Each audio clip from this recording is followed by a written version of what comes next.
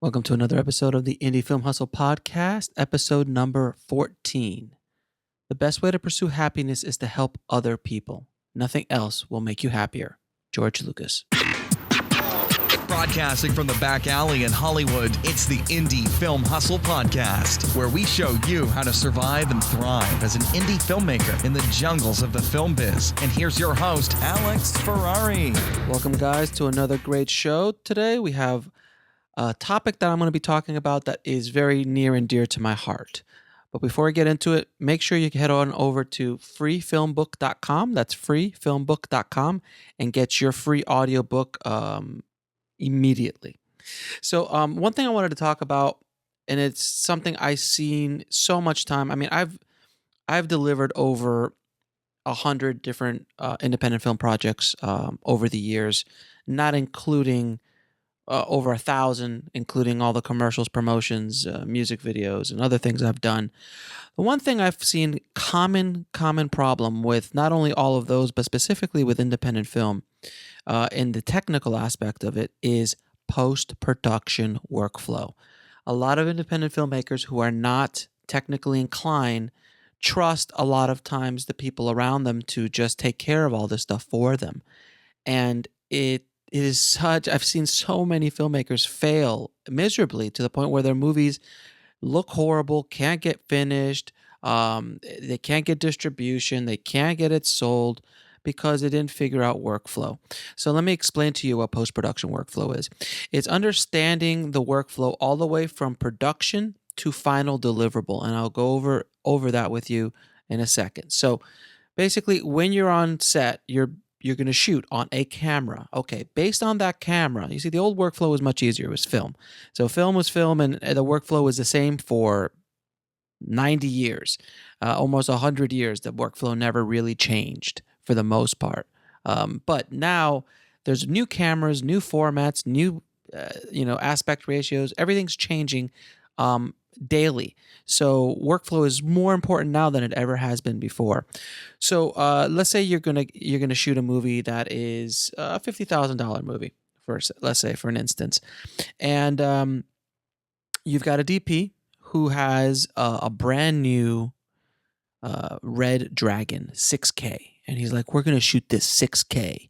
And I've got these lenses I'm going to be using and all this great stuff. But we're going to shoot 6K.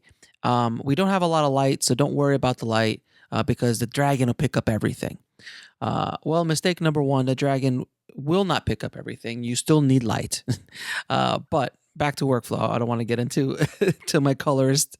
I'm going to take my colorist hat off and put my post-production supervisor hat on. So let's say you have that Red Dragon and you shoot the whole movie on Red Dragon.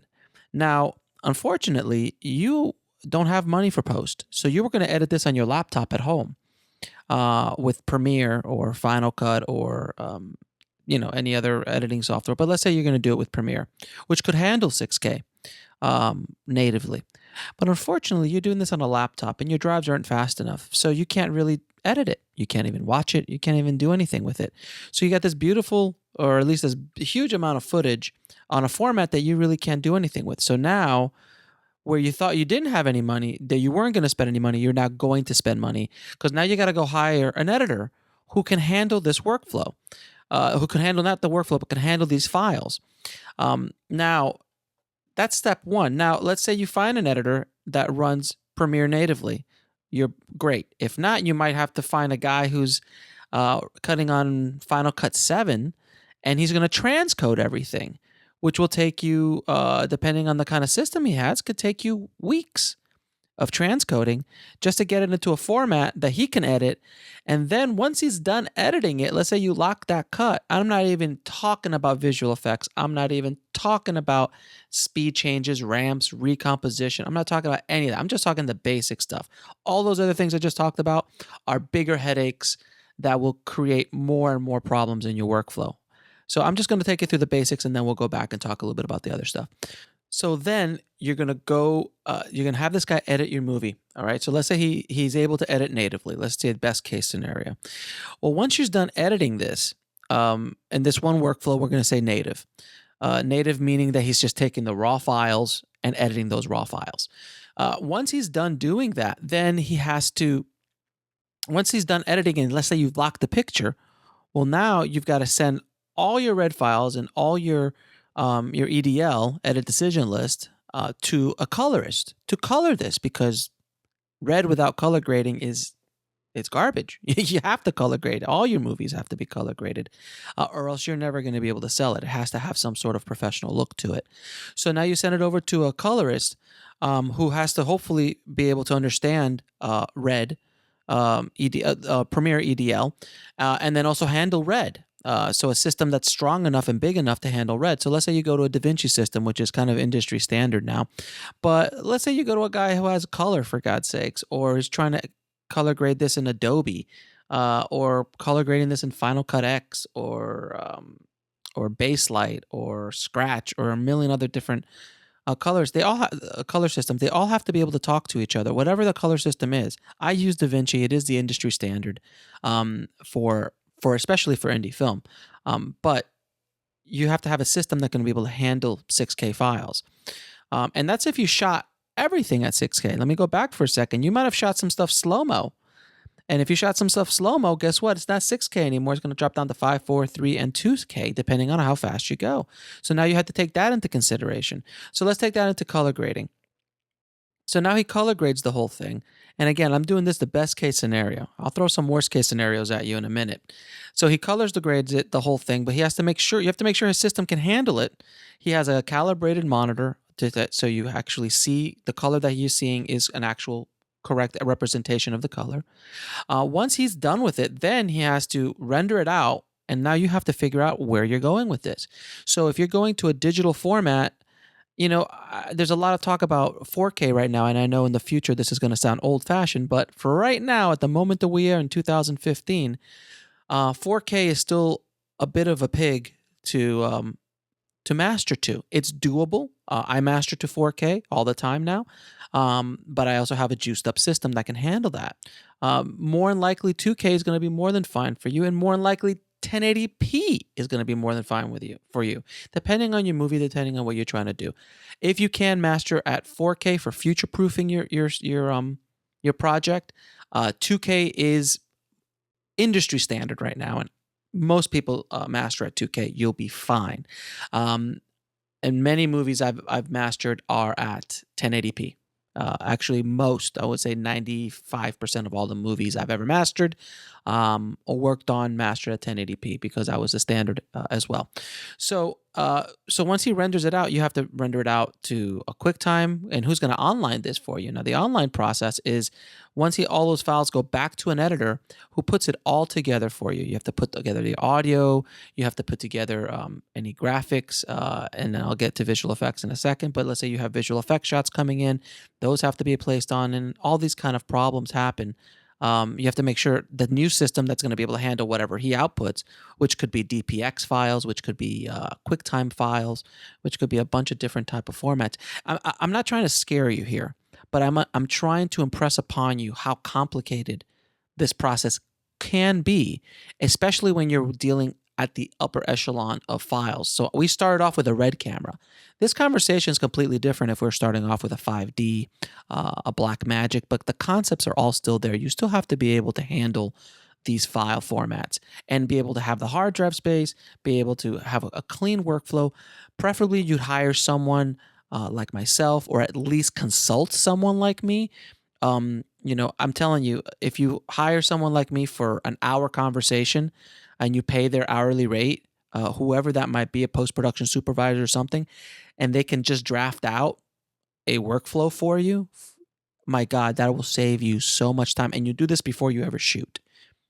If you have a budget and you have a little bit more money, you hire them for the shoot, and they can kind of supervise this entire process. It's so important, especially with the plethora of formats that you were dealing with today. It's absolutely nuts. And every day I'm getting new, like, oh, this is a new file format. Oh, this is a new file format. Which is one of the reasons why I love DaVinci so much, because DaVinci reads everything and works with everybody. DaVinci is one of the best color systems and online systems out there right now for the best bang for the buck, without question. So anyway, so you go back, you get back to your online situation. You online everything, and then you output. Now you can output to a DCP, you can output to a ProRes file, you can output to DPX files, which will go to a DCP, and then the QuickTime. There's so many different options. So going back, let's say you're shooting on a Blackmagic. I have a Blackmagic Cinema camera, and you shoot ProRes. Well, that makes life so much easier, and that might be perfect for what you're trying to do. You shoot on ProRes 422 HQ. You take it into any editing system almost that's worth its weight is going to be able to handle ProRes. You edit it all. There's no big files to deal with. You can do that on your laptop, no problem at all. And that might just be what you can afford, regardless if you're shooting, regardless if you have a freaking Alexa or shooting or a Red shooting 6K RAW. You might not be able to handle that, and it might take you 2 years to finish your movie. Or you can shoot ProRes, shoot with a smaller camera that still looks gorgeous.